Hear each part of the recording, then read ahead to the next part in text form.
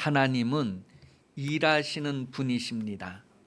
하나님께서 일하시는 것을 우리 사람이 이것도 하나님이 일하시고 이것도 하나님이 일하시고 이것도 하나님이 일하시는 거야, 그렇게 표현한다면 120년을 표현해도 다 표현하지 못할 거예요. 하나님이 하시는 일이 그렇게 많다는 거예요. 여러분을 위하여서도 하나님께서 하시는 일이 너무너무 많다는 거예요. 한번 여러분들이 힘들 때나 어려울 때, 아니면 기쁠 때나 즐거울 때에 하나님이 내게 향하여 하시는 일들이 어떤 일들인가를 한번 헤아려 보시기 바랍니다. 나를 향하여 하시는 하나님의 일들이 어떤 것인가. 우리가 그것을 다 헤아릴 수 없다는 것을 성경은 한마디로 표현할 때에 역대상 29장 12절에 보면 만물의 주제가 되신다라고 표현을 하고 있어요. 만물의 주제가 되신다는 것은 만물을 다스리신다, 만물을 통치하시고 관리하신다, 그런 의미예요. 여러분 몸에서 일어나는 모든 일들, 여러분 주변에서 일어나는 모든 일들 하나님께서 다스리신다, 주재하신다. 우리나라에서 일어나는 일들도, 또 저기 세계 곳곳에서 일어나는 일들도 하나님의 통치하심 아래에 있다는 것을 성경이 말하고 있습니다. 그러니 여러분, 우리가 하나님을 가까이 할수록 하나님께 은혜를 구하여야 할 것이 얼마나 많은가 하는 것을 깨닫게 됩니다. 만물을 주재하신다, 만물을 다스리신다, 그런 내용에 대해서 시편 103편에서도 확인을 해주고 있습니다. 이 하나님의 다스리심이 여러분을 통하여서도 나타날 수 있기를 예수님 이름으로 축복합니다. 성경은 창세기 45장 전후에 보면 요셉의 이야기를 기록하고 있는데, 이 요셉이 표현한 내용 45장 8절이 이렇습니다. 같이 읽어봅니다. 그런즉 나를 이리로 보낸 이는 당신들이 아니요 하나님이시라. 하나님이 나를 바로에게 아버지로 삼으시고 그 온 집의 주로 삼으시며 애굽 온 땅의 통치자로 삼으셨나이다. 보잘것없는 요셉이, 저 끝에서 한두 번째 있는 요셉이, 그것도 형님들에게 미움을 받고 버림을 받았던 요셉이 그 시대의 세계의 최고 강대국이라고 할 수 있는 애굽에 가서 애굽의 통치자가 되었다는 것을 성경을 말합니다.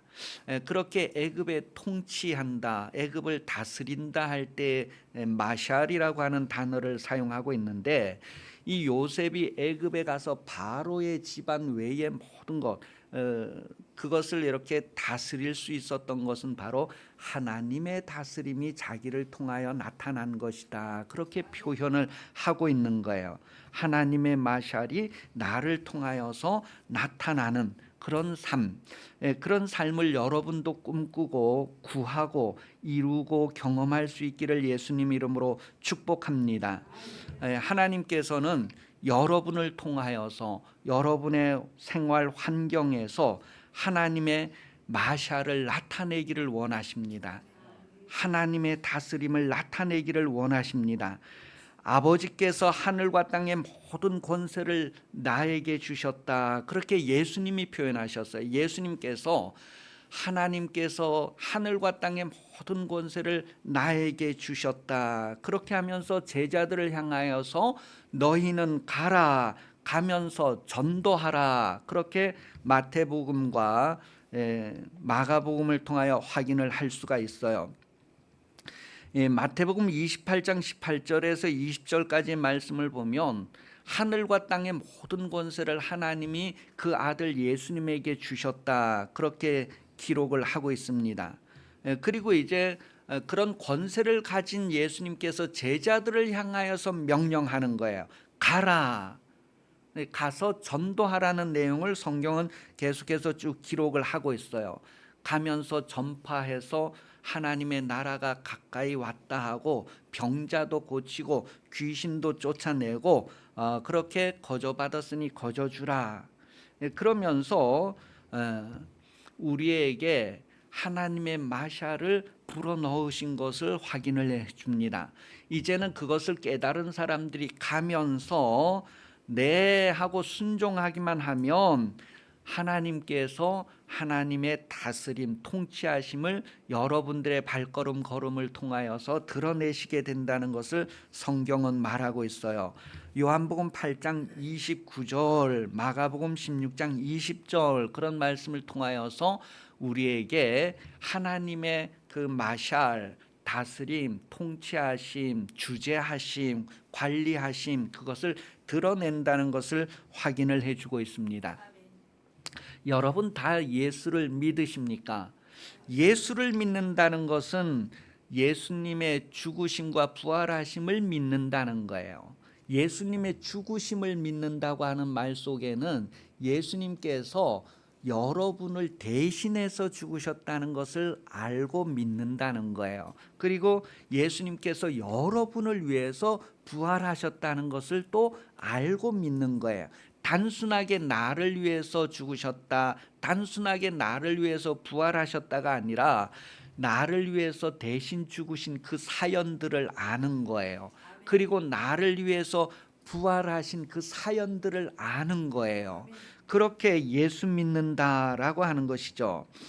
예수님의 죽으심은 모든 사람을 대신하셨다. 그 모든 사람 속에는 여러분도 포함되어 있다는 거죠. 고린도후서 5장 14절에 보면 그리스도의 사랑이 우리를 강권하시는도다. 우리가 생각하건대 한 사람이 모든 사람을 대신하여 죽었은즉 모든 사람이 죽은 것이라. 그 여러분은 지금 살아 있잖아요. 여러분이 살아있는 듯한데 실제는 여러분들이 죽어야 한단 말이에요. 죄 때문에 죽어야 하는데 안 죽고 살아있는 것은 예수님이 여러분을 대신 죽었다는 거예요.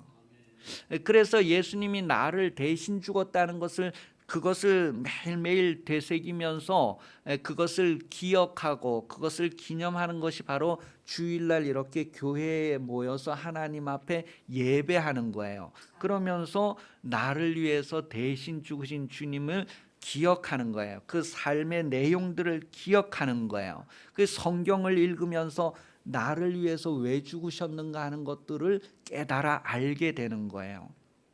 그리고 그분이 부활하셨다는 것이 나와 어떤 연관이 있는가, 어떤 혜택이 나에게 주어지는가 이런 것들도 성경을 읽으면서 알게 되고 설교를 들으면서 알게 되고 그것을 알게 되면 알게 될수록 우리가 더욱더욱 달라지는 것을 경험하게 됩니다. 왜냐하면 그렇게 변하여지고 달라져야지만 하나님 앞에 나아갈 수 있기 때문입니다. 그래서 베드로전서 3장 18절은 그리스도께서 단번에 죄를 위하여 죽으사 의인으로서 불의한 자를 대신하셨으니 이는 우리를 하나님 앞으로 인도하려 하심이라. 육체로는 죽임을 당하시고 영으로는 살리심을 받으셨으니 육체로 죽음을 받았다는 거예요. 그러니 여러분 우리가 육체로 욕심내는 그 모든 것들의 죽음이 예수님의 죽음에 담겨져 있다는 것을 깨닫는 사람은 육신대로 선택하지 않습니다. 자기의 육신의 욕심을 이루려는 삶을 살지 않습니다. 예수를 믿는다고 하면서도 이러한 사연들을 깨닫지 못하는 사람들이 많이 있어요. 그러니 여러분 예수 믿는다는 것은 내가 육신대로 사는 그 모든 그것을 예수님이 대신 죽으셨다는 것을 깨닫게 됩니다. 그래서 새로운 삶, 뭔가 다른 삶을 살게 되는 것을 알게 해주죠. 그렇게 해서 우리가 하나님 앞에 서게 된다는 것을 말합니다. 누구든지 다른 사람을 전도하려면, 다른 사람을 하나님께 이끌려고 한다면 예수님과 같은 삶을 경험하게 된다는 거예요. 예수님의 삶이 어떤 삶이냐면 여러분들의 모든 것을 대신하신 거예요. 여러분들의 불의한 모든 것을 대신하는 거예요. 그러니 여러분 내가 누구를 전도한다고 했을 때에 내가 그 사람의 모든 것을 대신할 수 있는가? 그랬을 때 육신으로는 그것을 대신할 수 없어요. 성령이 충만하고 성령의 도우심을 받아서 대신할 수 있다는 것을 성경은 확인해 줍니다. 지금 읽었던 베드로전서 3장 18절 말씀에 보면 육신으로 죽임을 당하시고 영으로 살리심을 받았다고 했을 때 성령으로 살아나셨다 부활하셨다는 것을 말하는데, 여러분들이 새로운 삶을 살고 누군가를 위해서 예수님과 같은 삶을 살기를 원한다면 성령으로 그런 삶을 살 수 있다는 것을 말합니다. 여러분을 신령하게 변화시키는 분은 성령이라는 것을 말해주는 것이죠. 그래서 우리가 누군가를 전도하려면, 누군가를 하나님 앞으로 인도하려면 예수님처럼 삶을 살아야 하는데, 구체적으로 그 사람의 짐을 대신 지는 것입니다. 그 사람의 짐을 대신 지는 거예요. 그렇기 때문에 고난이라는 것을 경험하게 돼요. 부모가 자기 자신만을 위하여 산다고 하면 고생 안 해도 될 거예요. 그런데 자신뿐만 아니라 자식들을 위하여서 고생한다는 것을 인생이 말하고 있습니다. 그렇게 해서 다른 사람의 짐을 대신 짐으로 고난을 받게 되고, 그럼에도 불구하고 또 그 사람들로부터 환영받지 못하고 버려지고 죽임을 당하는 삶, 그 여러분들이 누군가를 위해서 선을 베풀었는데 그 사람들이 여러분들에게 악을 베푸는 그런 것도 경험했을 거예요. 그런데 그런 것들도 다 받아들이는 것이 그 사람의 짐을 내가 대신 지는 것이다 라는 것을 말합니다. 시편 68편 19절 말씀을 보면 예수님께서는 매일매일 여러분들의 짐을 지신다는 거예요. 여러분들이 죄 짓는 것, 여러분들이 잘못하는 것에 대한 그 짐을 예수님이 매일매일 지신다는 것을 말하고 있어요.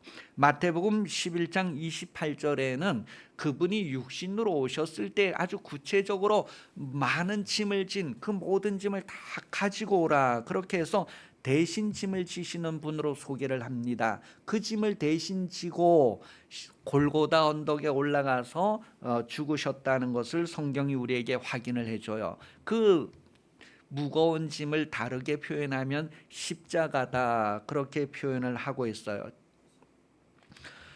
이사야서 53장 4절로 8절 말씀까지 보면 여러분을 대신하여서 지신 그 십자가의 내용을 구체적으로 표현을 하고 있어요. 여러분들이 져야 할 것을 대신 진 것이 무엇인가 하는 것을 표현을 하고 있습니다. 그래서 우리는 세례를 받고 성찬식을 하는데, 이 세례의 삶이라고 하는 것은 예수님의 죽음을 경험하는 삶을 얘기하고, 성찬이라고 하는 삶은 성령으로 이제 새로워지는 삶을 우리에게 경험하게 해주는 것이죠. 예수를 믿고 세례를 받았다라고 하는 것은 자신을 위해서 사는 삶이 아니라 예수를 위해서 사는 삶으로 바뀌어졌다라고 하는 것을 표현을 합니다. 자기를 위해서 사는 것이 아니라 복음을 위해서 사는 인생이다라는 것을 표현하는 것이 바로 세례와 성찬입니다. 그래서 예수를 내 안에 영접하여서 사는 생활, 하나님의 말씀을 내 마음에 받아들여서 사는 생활, 그것을 고린도후서 5장 15절에 표현을 했어요. 고린도후서 5장 15절 눈을 뜨시고 보시고 같이 읽어봅니다. 시작. 그가 모든 사람을 대신하여 죽으심은 살아있는 자들로 하여금 다시는 그들 자신을 위하여 살지 않고 오직 그를 대신하여 죽었다가 다시 살아나심을 위하여 살게 하려 함이라. 지금 시대는 사람들이 다 자기를 위하여 살고 자기를 사랑하는 시대가 되었어요. 그래서 어머니들도 아이를 낳아서 아이를 방치하고 돌보지 않는 이유가 뭐냐 하면 자기를 위해서 아이를 돌보지 않고 방치하고 뭐 그러는 것이 이제 뉴스에 가끔 나오잖아요. 말세가 되면 사람들이 다 자기를 위해서 사는 시대가 된다는 거예요. 이 시대가 결혼 안 하고 뭐 이런다고 하는 것들도 다 그런 문화 가운데에서 나타나는 현상이 되는 거예요. 그 예수 믿는 사람들은 뭐에 자기를 위하여 사는 생활에서 변하여서 복음을 위하여 사는 생활, 바로 주님을 위하여 사는 생활. 그랬을 때 주님은 다른 사람의 짐을 지고 고통하고 죽기까지 하신 분이라는 거예요. 그럼 다른 사람을 위해서 고생하고 죽기까지 한다는 인생이 무슨 의미가 있을까 했을 때에 하나님께서 그 인생에 대해서 어떻게 보상하시는가를 성경은 말하고 있습니다. 여러분, 씨앗을 심을 때에 이 씨앗 아까운데 내가 밥 지어 먹어야 되는데 그렇게 하면서 아까워하지 아니하고 씨앗을 기꺼이 땅 속에다 심는 것은 뭐예요? 30배, 60배, 100배의 결실이 있다는 것을, 그것을 기대하기 때문에 심는 것입니다. 우리가 고난을 받는 것은, 죽기까지 하는 것은 그 결과가 어떠하다는 것을 알기 때문에 그렇습니다. 예수를 믿는 사람은 바로 그것을 아는 사람들이에요. 그렇기 때문에 행동이 달라질 수 있는 거예요. 우리가 예수 믿으면서 뭔가 크게 변화가 없는 것은 아직 그런 것들을 잘 알지 못하기 때문에 그렇다는 것이죠. 그래서 예수를 영접했다, 하나님의 말씀을 내가 받아들였다 그랬을 때에는 그것이 나에게서 어떤 일들이 일어나게 되고 드러나게 될 것인가에 대한 것들을 알아야 하는 것이죠. 하나님께서 내 안에서 하시는 일을 드러내는 삶을 사는 사람이 바로 예수 믿는 사람. 저와 여러분은 여러분 속에 있는 하나님을 드러내는, 하나님의 마샤를 나타내는 그런 삶을 살아야 한다는 거예요. 요한복음 14장 10절에 보면 예수님 안에서 하나님이 하나님의 일을 드러내셨다는 것을 표현을 해주고 있어요. 그러니 여러분 속에서 하시는 하나님의 일을 우리는 예수님을 통하여서 깨닫고 알게 됩니다. 예수님을 통해서. 여러분, 예수님께서 이 세상에 오셔서 하신 그 모든 일들은 다 예수를 믿게 하시기 위함이다라는 것을 성경을 말합니다. 예수를 믿게 하는 것, 예수를 믿는 것, 그것은 사람의 일이 아니고 하나님의 일이라는 거예요. 그래서 어떤 사람을 데리고 우리 교회로 이렇게 이끌어 오는 것, 사람이 하는 일이 아니고 하나님이 하시는 일이다라는 거예요. 그 하나님이 하시는 일을 사람이 하려고 하니까 얼마나 힘들겠어요.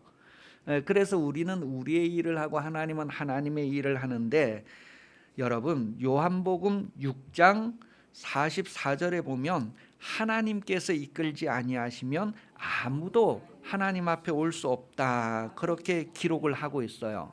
여러분, 예수님께서 여러분을 하나님 앞에 이끌기 위해서 어떻게 하셨느냐를 성경이 말하는 것이 오늘 본문에도 나오고, 요한복음 12장 32절에 보면 땅에서 들렸다, 그렇게 표현을 하는 거예요. 여러분을 하나님 앞에 이끌기 위해서 예수님이 땅에서 들렸다는 것은 십자가에 달리셨다는 것을 말하는 것이죠. 그래서 이끈다고 할 때 그 이끈다는 말의 의미가 뭐냐면 이 그물을 끌어올린다는 의미예요.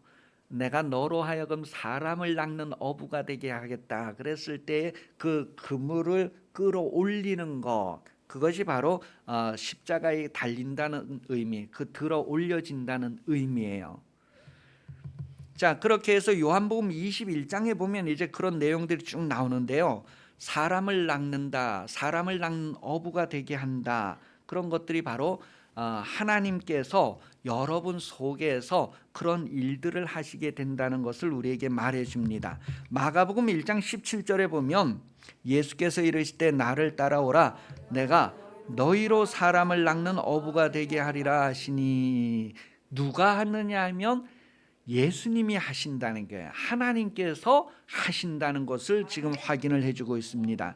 그래서 여러분 기도할 때에는 하나님이 나를 인도하여 주시기를, 하나님이 전도 대상자를 인도하여 주시기를 기도하는 거예요. 여러분을 인도하실 뿐만 아니라 여러분이 전도하고자 하는 대상자들도 하나님이 이끄신다는 것을 우리가 깨닫게 됩니다. 오늘 본문은 베드로가 아직 성령 받기 전의 모습을 우리에게 보여주고 있어요. 베드로도 성령 받기 전에는 사람의 일을 생각했다, 그렇게 표현을 합니다. 사람의 일을 생각했다. 그런데 베드로가 나중에 성령 받고 나서는 하나님의 일을 생각했다고 하는 것이 어떤 뜻인가를 성경은 우리에게 기록을 해주고 있어요. 사람의 일이라는 것을 다시 정리하면 하나님의 말씀대로 살지 않는 불순종을 얘기합니다. 여러분, 베드로가 예수님을 향하여서 오늘 본문의 배경을 보면 죽지 마세요, 그런 일이 있으면 안 됩니다 하고 반대하는 거예요. 그게 뭐냐 하면 불순종이란 말이에요. 그럼 순종은 뭐예요? 본래 하나님의 뜻은 예수님께서 십자가 지고 죽음으로 말미암아 모든 사람을 살리는 거예요. 그게 하나님의 뜻이에요. 그런데 예수님의 죽음을 반대하는 거, 죽지 마세요, 이것이 바로 사람의 일이라는 거예요. 사람의 일을 생각하고 반대하는 그런 베드로. 그러나 베드로가 이제 하나님의 일을 하게 되는 것은 성령 받고 나서 성령의 이끌림을 받으면서 하나님의 일을 하게 된다는 것, 그것을 순종이라고 합니다. 그래서 오늘 예수님은 하나님께서 죽을 계명을 주셔서 죽기 위해서 왔다고 하는 것을 공개적으로 드러냈을 때에 이제 예수님의 죽음을 받아들여야 되는데 그걸 못 받아들이는 거예요. 사람의 일로 생각하기 때문에. 그래서 예수님은 하나님을 순종하려고 하는데 베드로는 순종하지 마세요, 그렇게 하는 거와 같은 거예요. 그래서 이게 사탄이 이렇게 하나님의 일을 불순종하게 하고 거부하게 하는 것이다라는 것을 베드로를 통하여 다시 확인하게 되는 거죠. 그러니 육신으로는 하나님의 뜻을 굴복할 수도 없고 할 수 없다는 것을 성경은 우리에게 말해주는 거예요. 그래서 성령으로만 하나님의 뜻을 깨달을 수 있고 순종할 수 있다는 것을 말합니다. 사람이 하나님의 말씀을 듣지 않는 이유, 불순종하는 이유가 무엇일까? 내가 예수 믿는다고 하면서도 불순종하는 이유가 무엇일까? 바로 자기를 부인하지 않기 때문이다, 그렇게 오늘 성경 말하고 있어요. 베드로가 사탄아 내 뒤로 물러가라, 그런 소리를 들었어요. 베드로가 예수님 죽으시면 안 됩니다, 그런 일이 있으면 안 됩니다 하고 반대하는 거예요. 그것은 베드로가 사람의 일을 생각하기 때문이다. 그래서 사람의 일을 생각하는 자신을 부인해야만 된다는, 부인해야 된다. 그래서 자기 자신을 부인하지 않기 때문에 불순종하게 된다는 것을 우리에게 말을 해주고 있죠. 그리고 디도서 2장 11절 12절에 보면 모든 사람에게 구원을 주시는 하나님의 은혜가 나타나 우리를 양육하시되 경건하지 않은 것과 이 세상 정욕을 다 버리고 신중함과 의로움으로 경건함으로 이 세상에 살고. 여러분, 사람이 구원받기 위해서 어떻게 돼야 되느냐 했을 때에 불순종하면 안 되고 순종해야 된다는 거예요. 그것을 다시 풀어서 이제 지금 기록했는데, 경건하지 않은 것, 이 세상의 정욕대로 사는 것, 그것이 곧 사람의 생각이란 말이에요. 베드로가 아직 변화되기 전에 그와 같은 상태라는 거예요. 그런데 그런 데에서 변화되어야 할 것을 우리에게 말해준 거죠. 그러니까 불의하고 경건하지 않는 것, 진리를 막는 것, 그것이 다 같은 의미라는 거예요. 로마서 1장 18절에요. 하나님의 진노가 불의로 진리를 막는 사람들의 모든 경건하지 않음과 불의에 대하여 하늘로부터 나타난다. 그러니까 불의하는 것이나 진리를 막는 것이나 경건하지 않는 것이나 그게 다 같은 말이란 말이에요. 그래서 성경은 정욕대로, 그 육신이 원하는 대로 하는 것을 얘기해요. 정욕은 육신이 원하는 대로 사는 것, 진리를 막는 것이다라는 거예요. 경건하지 않은 것이다라는 거예요. 그래서 성경은 유다서 1장 17절에서 19절 말씀을 통하여서 우리에게 교훈하는데, 사랑하는 자들아 너희는 우리 주 예수 그리스도의 사도들이 미리 한 말을 기억하라. 그들이 너에게 말하기를 마지막 때에 자기의 경건하지 않은 정욕대로 행하며 조롱하는 자들이 있으리라 하였나니 이 사람들은 분열을 일으키며 육에 속한 자며 성령은 없는 자니라. 여러분, 오늘 베드로가 예수님 죽지 마세요, 십자가에 돌아가시면 안 됩니다, 뭐 육신적으로 하면 자기가 제자들 중에 그래도 수제자라고 생각하고 막 앞장서 있다 생각하기 때문에 그렇게 할 수 있단 말이에요. 그런데 성령을 받고 나면 그게 무엇인가를 알게 되고 자기도 주님을 따라가는 제자의 삶을 살게 되는 것을 우리에게 알게 해주는 거예요. 곧 성령이 없을 때에는 육신의 일을 생각하게 되고 예수님 돌아가시면 안 됩니다, 아주 의로운 것 같고 거룩한 것 같이 드러낼 수 있단 말이에요. 그러나 성령 받고 보면 성령은 하나님의 뜻을 알고 순종하는 것을 말합니다. 그래서 예수를 이해하게 되는 거예요. 예수를 알게 되니까 예수님의 삶을 이제 대신 살 수 있게 되는 것이죠. 예수님께서 이 세상에 오신 것은 로마서 11장 26절 말씀에 보면 모든 사람을 경건하지 않은 생활에서 돌이키기 위하여 오셨다는 것을 표현하고 있습니다. 그리하여 온 이스라엘이 구원을 받으리라 기록된 바 구원자가 시온에서 오사 야곱에게 경건하지 않은 것을 돌이키시겠고. 이 말씀이 이제 구약 이사야서 59장 20절에 있는 말씀을 다시 반복한 내용이란 말이에요.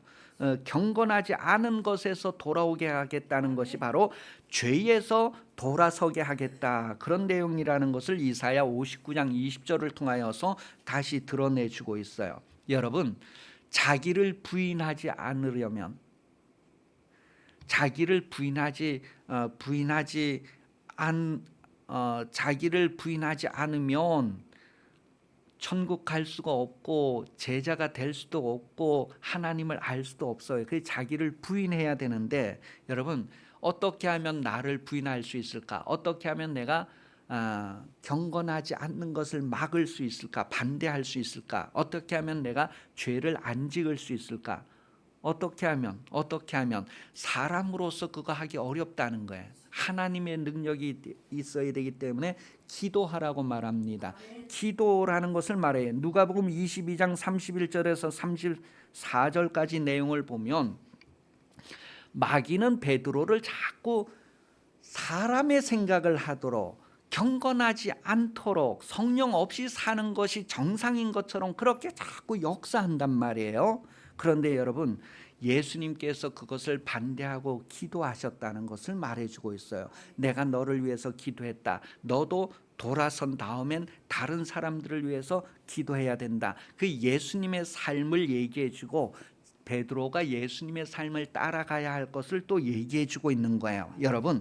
여러분이 정욕대로 살지 않고 육신대로 살지 않고 경건하게 살게 하시려고 주님께서는 지금도 기도하신다는 것을 성경은 로마서 8장에서 확인을 해주는데, 지금도 보좌 우편에서 여러분들을 위하여 기도하시고 성령으로 오셔서 또한 기도하신다는 거예요. 그래서 우리가 성령으로 기도해야 되는 것은 바로 하나님의 뜻대로 구하기 위해서 성령으로 기도하는 것입니다. 하나님을 알게 하시고 정욕대로 사는 것을 피하게 하시고 하나님의 성품을 이루어가게 하시도록 기도해야 된다는 것을 성경은 우리에게 알려주고 있어요.